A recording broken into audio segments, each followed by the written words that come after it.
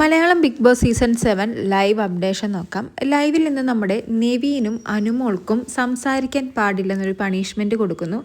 ആ സമയത്ത് നമ്മുടെ അനുമോളെ ഇറിറ്റേറ്റ് ചെയ്യാൻ വേണ്ടി അക്ബറും അപ്പാനിയും ഷാനവാസൊക്കെ അനുവിൻ്റെ പുറകെ നടക്കുകയും അനു കെട്ടിപ്പിടിച്ചുകൊണ്ട് നടക്കുന്ന പ്ലാച്ചി എന്ന് പറയുന്ന പാവ തട്ടിപ്പറിക്കാനൊക്കെ ശ്രമിക്കുന്നുണ്ട്, ജസ്റ്റ് ഒരു ഫണ്ണായിട്ട്.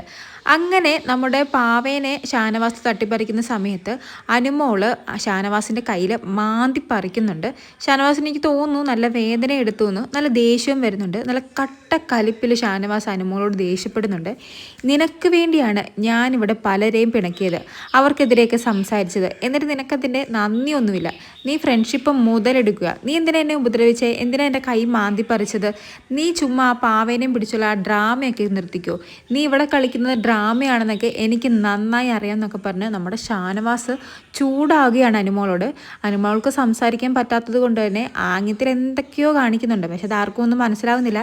ഷാനവാസ് അത് കേൾക്കാനും നിൽക്കുന്നില്ല, നല്ല രീതിയിൽ നമ്മുടെ അനുമോളോട് ചൂടാകുകയാണ്. ഈ സമയത്ത് ജിഷിനും നമ്മുടെ അനുമോളെ തന്നെയാണ് വഴക്ക് പറയുന്നത്. കാരണം ജസ്റ്റ് ഫണ്ണായിട്ട് ചെയ്തതാണ് അവർ, അത് ആ ഫണ്ണായിട്ട് തന്നെ എടുത്താൽ മതി. വെറുതെ കയറി മാന്തി ഷാനവാസിന് എനിക്ക് തോന്നുന്നു നല്ലൊരു മുറിവ് വന്നിട്ടുണ്ടെന്ന് തോന്നുന്നു. പെട്ടെന്ന് ദേഷ്യം വരികയും ചെയ്തു.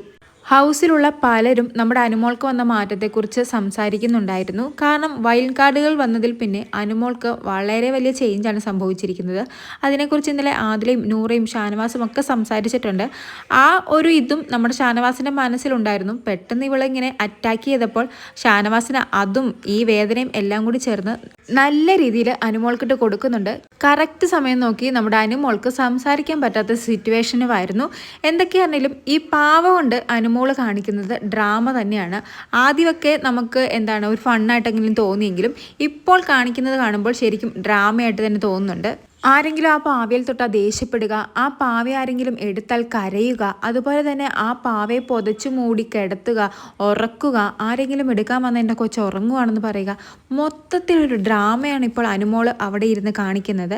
എന്തായാലും അതിന് ഇന്ന് നമ്മുടെ ഷാനവാസിൻ്റെ കയ്യിൽ നിന്ന് വയർ നിറച്ച് കിട്ടിയിട്ടുണ്ട്. കൂടുതൽ ലൈവ് അപ്ഡേറ്റുകളുമായി വീണ്ടും വരാം.